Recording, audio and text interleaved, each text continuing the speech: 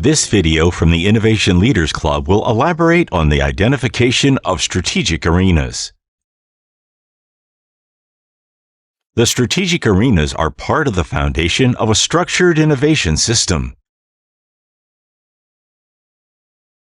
More precisely, the video will explore how to identify an innovation strategic arena in order to clearly pinpoint where to focus innovation, as well as representation of strategic arenas to visualize how it could apply in your workplace. Don't forget that, as usual, you can access for free all of the content on this video, including the PowerPoint presentation, as well as the tools, if applicable, by clicking the link in the description below. Also, if you like the video, don't hesitate to drop a like, share it with your employees, your colleagues, and even your superiors, and leave us a comment down below. If you don't want to miss a video, subscribe now and get notifications for real and practical innovation management practices coming directly from club members. The Academy works to freely share meeting content discussed during Innovation Leaders Club gatherings. Through online bundles available for a fee, the Academy ultimately provides real and practical methodologies, visuals, and tools that can be edited or customized for your organization, training videos, and much more based on the Innovation Leaders Club members' shared best practices and the collective proficiency of all the members' knowledge. More specifically, how to identify strategic arenas.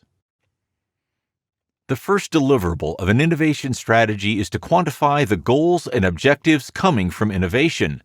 With the targeted goals and objectives determined, the next question is where these numbers will be derived from.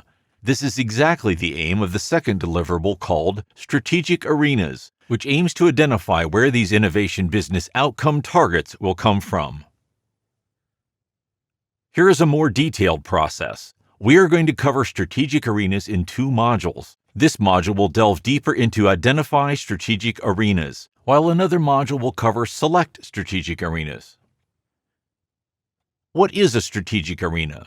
Similar to a building's foundation, the strategic arena is at the heart of an effective innovation strategy. In a nutshell, it is the area for innovations, like a sandbox where an innovation program can occur and grow. A strategic arena should include an innovation program with numerous projects, and it will require a 3 to 5 year completion timeline.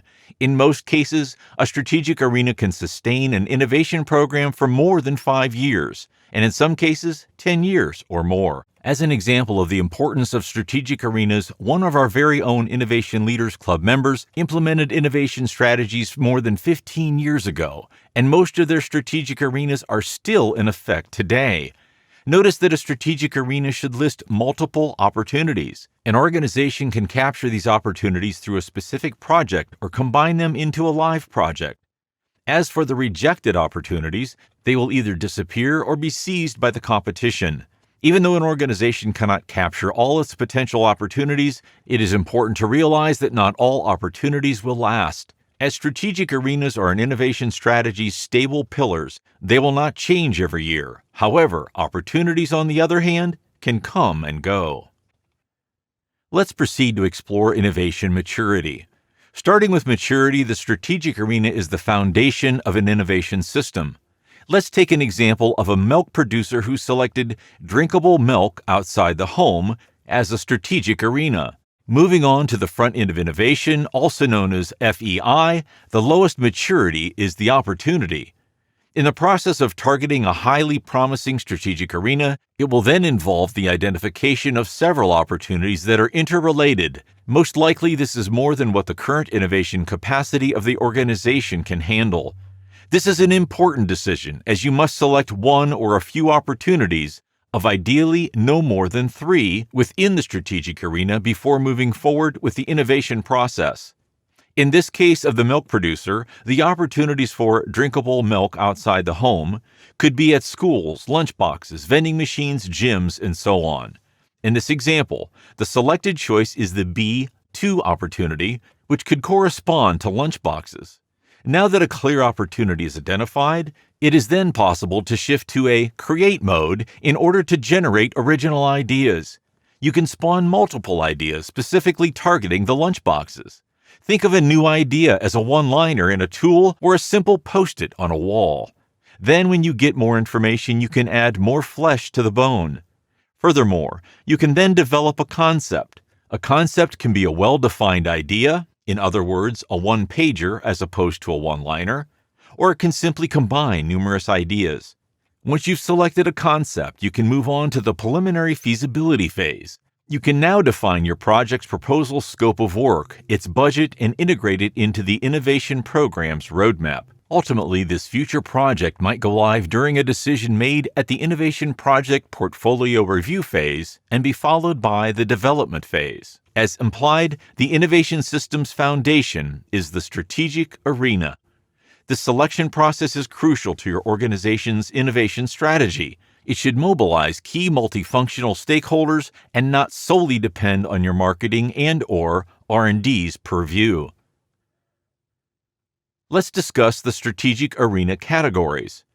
The strategic arenas can be categorized as follows. To illustrate each category, the applicable examples used are a furniture manufacturer's business reality. The first category is product or service. This is what the clients are buying, and it creates value for them. For example, a table, a couch, a bed, among others. Next, there is technology. The organization does not sell technology, rather it accounts for value creation. As an example, quick assembly mechanisms, surface textures, and more. Another category, the market segment, is the division of a heterogeneous market into relatively homogeneous segments based on certain parameters like geographic, demographic, psychographic, and behavior. For example, U.S. West Coast, European markets, gamers, small apartment dwellers, among others. Then the business model is another category which covers how the company creates and captures its added value. As an example, refurbishing, renting, pay-per-use, upgradable, and more. The next category, trend, refers to what is hip or popular at a certain point in time. It comes and goes. This includes modern, retro, urban, industrial, and others. Last but not least, the distribution channel. This is how the organization ultimately reaches its clients or users. As good examples, distribution to the mass retailer, direct sales on e-commerce, among others.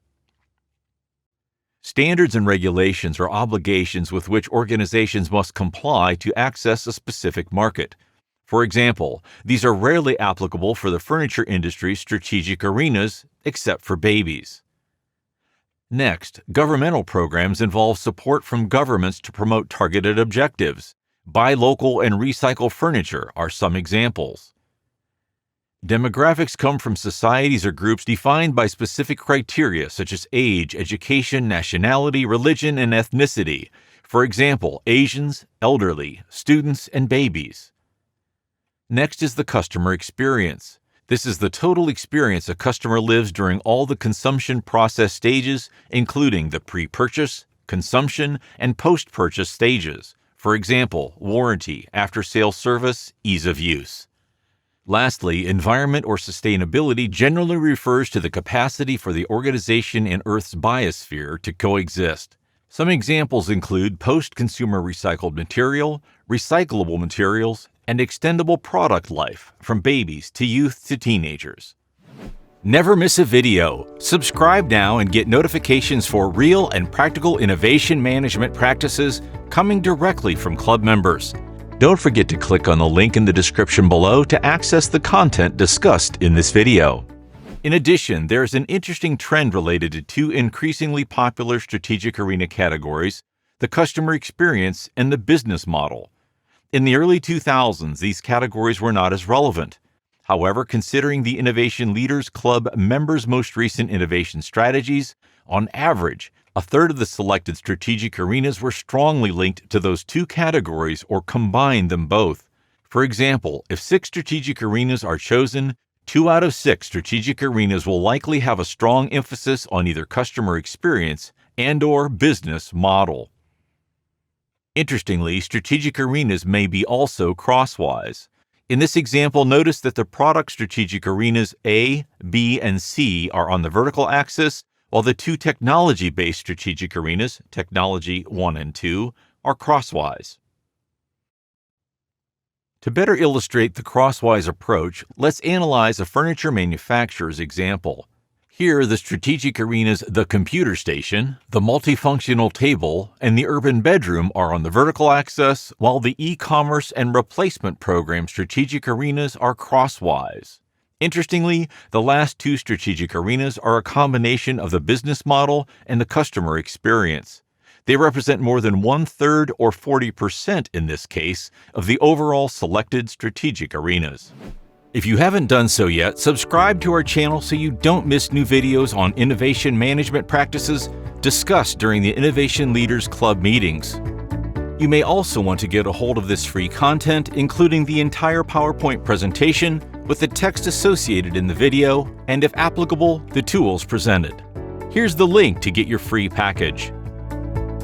Finally, don't hesitate to leave us a comment or watch the next video to learn even more about innovation management practices.